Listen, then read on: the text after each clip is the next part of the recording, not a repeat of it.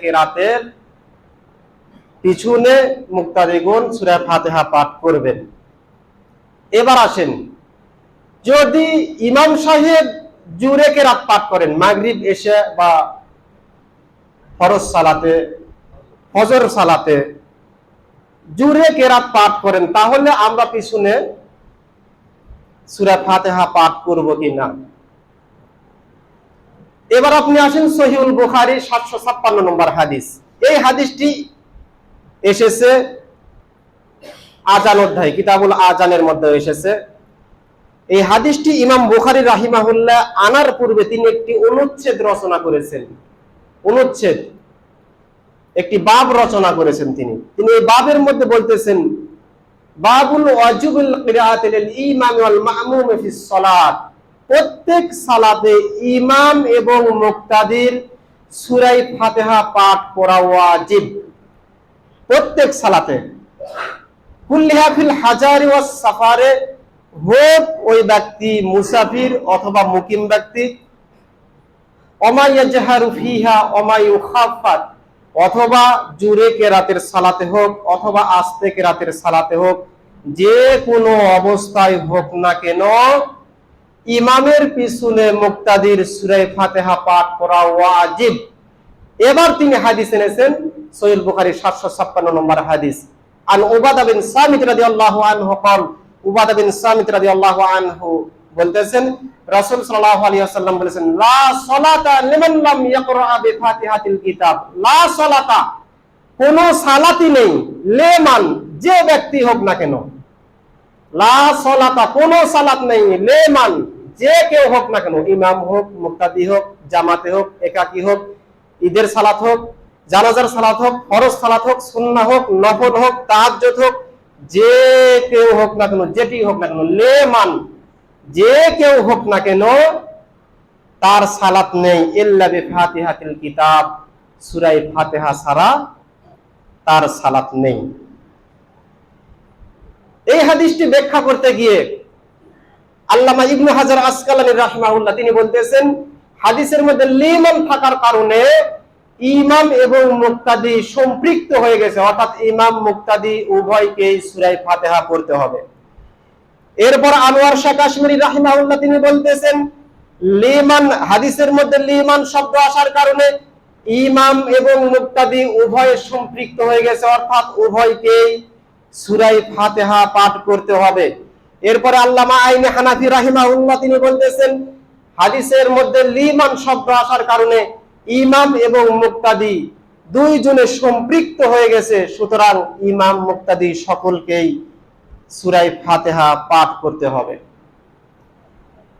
এবার আসেন, ইমাম আবু হানিফা বলতেছেন যে সূরা ফাতিহা পাঠ করতে হবে না, কিন্তু ইমাম আবু হানিফার উস্তাদ যিনি ছিলেন ইমাম আউজাই রাহিমাহুল্লাহ, ইমাম আউজাই রাহিমাহুল্লাহ ইমাম আবু হানিফার উস্তাদ, শিক্ষক ছিলেন, তিনি বলতেছেন ইমামের পিছনে সূরা ফাতিহা পাঠ করতে হবে।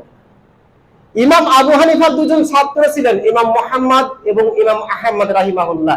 এই দুজন ছাত্র এবার বলতেছেন যে ইমামের পিছনে মুক্তাদির কেরাত সতর্কতামূলক ভাবে পড়াই উত্তম। কি?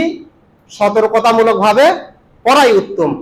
এবার ইমাম আবু হানিফার আরেকজন ছাত্র ছিলেন আব্দুল্লাহ ইবনে মুবারক রাহিমাহুল্লাহ, যার নাম যারা হাদিস ঘাটেন সকলেই জানেন, এত হাদিসের অবদান তার, হাদিসের মধ্যে অবদান তার রয়েছে। এই আব্দুল্লাহ ইবনে মুবারক রাহিমাহুল্লাহ তিনি বলতেছেন যে ইমামের পিছনে মুক্তাদির সূরা ফাতিহা পাঠ করা ওয়াজিব। দেখেন, ইমাম আবু হানিফার মত হলো ইমামের পিছনে মুক্তাদির পড়তে হবে না, কিন্তু তার উস্তাদ বলতেছেন পড়তে হবে। তার দুইজন ছাত্র বলতেছেন সতর্কতামূলক ভাবে পড়াই উত্তম। আরেকজন ছাত্র বলতেছেন যে ইমামের পিছনে মুক্তাদির সূরা ফাতিহা পড়া ওয়াজিব।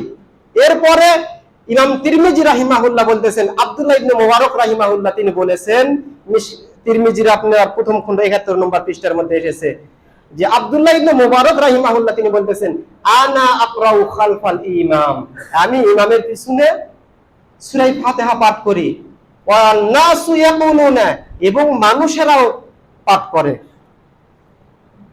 ইল্লা কাওমাম মিনাল কুফিয়িনা, তবে কুফাবাসীরা ইমামের পিছনে সূরা ফাতিহা পাঠ পড়ে না। এটা হচ্ছে কুফাবাসীদের আমল ছিল।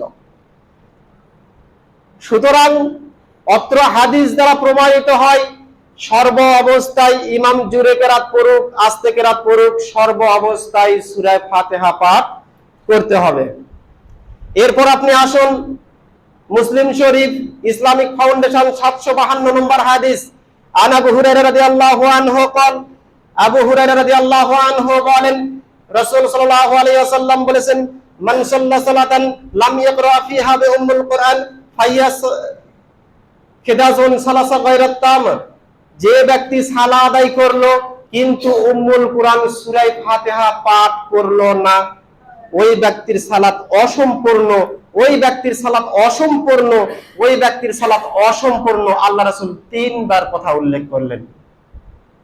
এবার আবু হুরায়রাকে প্রশ্ন করা হচ্ছে, ফাকিল আলী আবু হুরায়রা ইন্নাহা নাকুনু ওয়ারাল ইমাম, হে আবু হুরায়রা, আমরা তো ইমামের পিছনে থাকি, আমরা কি করব?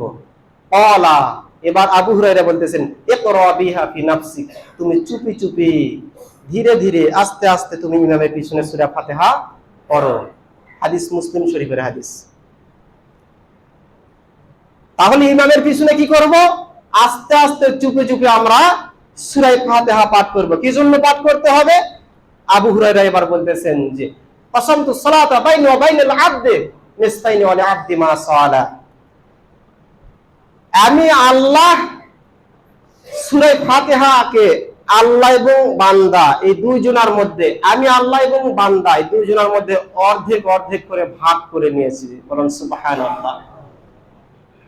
আমরা যে সূরা ফাতিহা পাঠ করি, এই সূরা ফাতিহাকে আল্লাহ তাআলা বলেছেন যে অর্ধেক অর্ধেক, অর্ধেক আমি আল্লাহ আমার জন্য আর অর্ধেক আমার বান্দা আমার জন্য। ওয়াইজ ক্বালাল আবদি, যখন বান্দা বলে আলহামদুলিল্লাহি রাব্বিল আলামিন, আল্লাহ তাআলা তখন জবাব দেয় হামিদানি রব্বি, বান্দা আমার প্রশংসা করলো। সুবহানাল্লাহ। সালাতের মধ্যে আমরা সূরা ফাতিহা পড়তেছি, এই সূরা ফাতিহার জবাব দিতেছেন স্বয়ং আল্লাহ সুবহানাহু ওয়া তাআলা। এর চাইতে বড় সুযোগ কি আর আছে? স্বয়ং আল্লাহর সঙ্গে আমরা কথা বলতেছি। যখন বান্দা বলে আলহামদুলিল্লাহি রাব্বিল আলামিন, তখন আল্লাহ তাআলা জবাব দেন হামিদানি রব্বি, বান্দা আমার প্রশংসা করলো। ওয়াইজ ক্বালাল আবদি, যখন বান্দা বলে আর রহমানির রহিম, ক্বালা আল্লাহু তাআলা, তখন আল্লাহ তাআলা বলেন আসনা আলা আবদি, বান্দা আমার গুণগান গাইলো।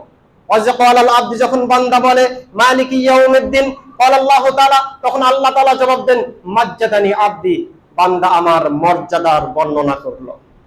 এইভাবে বান্দা কথার জবাব আল্লাহ তাআলা দিয়ে দেন যখন আমরা সালাতের মধ্যে সূরা ফাতিহা পাঠ করি। যাই হোক, লম্বা হাদিস, সময় সংকীর্ণ বলতে চাচ্ছি না। এত যে কথাটি বলতে যাচ্ছিলাম যে আবু হুরায়রাকে যখন প্রশ্ন করা হলো যে ইন্নাহা নাকুনু ওয়ারাল ইমাম, আমরা ইমামের পিছনে থেকে আমরা কি করব?